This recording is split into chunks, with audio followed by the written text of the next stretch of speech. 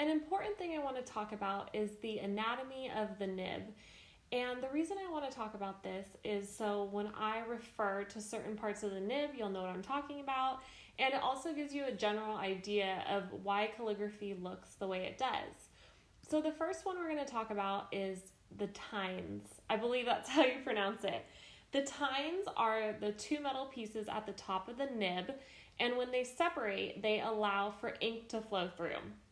So we'll go over this in more detail, but basically when you apply pressure, the tines separate and release ink, and when you don't apply pressure, you get a really, really thin line. And that brings us to our next part of the nib, which is the slit, and that is just what goes between the tines and allows them to open up. Pretty basic there. Then there's the vent, and that's that little hole in the center, and you always want to make sure that that is covered with ink. Otherwise, you start to run out of ink, and of course, we'll go over that more when we actually start writing.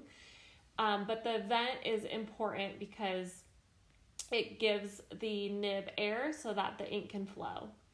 Then there's the body of the nib. Not too much to report there. It's just the body, and it's what you're going to use, or it's the part that you insert into the pen holder. Then the name of the nib, of course, is super important. This one is a Nico G. There's tons of different kinds of nibs, but we are focusing on the Nico G today because it's the one I recommend for beginners.